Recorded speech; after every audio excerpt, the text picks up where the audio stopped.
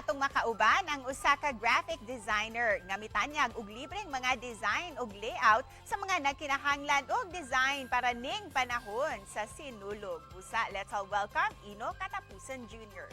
Maayong buntag kanimo, Sir Ino, ug welcome din sa GMA Regional TV Live. Yes, good morning. Maayong buntag kanimo og sa tanang mga nananaw naminaw nining programa. It's in your Sir Ino. First of all, nganong naghimo ka og font or design para sa sinulog? Una sa tanan, gihalad jud ni namo alang kang Santo Niño. Og tabang kini aron sa pag-awhag sa mga turista nga mobisita panahon sa sinulog. Sir, nganong imo maning libreng gitanyag sa mga interesado nga mo download o mo gamit ni ining mga designs? Before nako mo answer sa katong about libre, no, so about the duration of font making, no, we started like last July 2022, so mga 6 months gid ang duration, so it takes a lot of time, no, to create font niya. So about sa kuan nganong libre ni nga font, so actually dili lang kini amo ang font nga gilibre, no, during sa Pasko among gihatag tanan among font nga gihimo without any cost. Do dili sayo ng paghimo, but we just give it for free, no?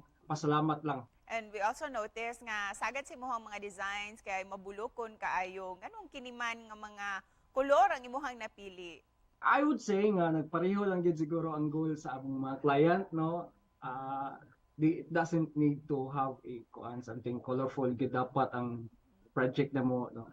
So kung atong i-relate sa atong kinabuhi, I would say nga focus lang kita in making beautiful things and good deed. So kung sa Bisaya pa kanang maayo nga gawi, so mao ra na mong gibuhat gid sa among team, so as a culture, so kana gid. Sir, para masayod ang atong mga viewers, pwede ba nimong ma-share unsang imuhang propesyon? I know dili ra ako ang nag-work gid sa tanan. So actually, we are a team of creatives.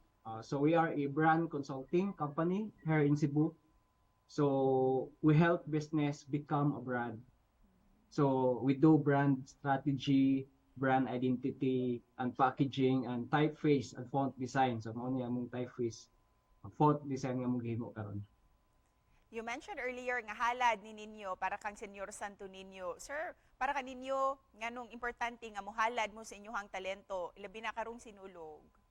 Mas maayo kung kanang maghimo ka kanang big impact sa community, like bisan og gamay nga butang pero dako siya ka impact, makatabang siya sa community.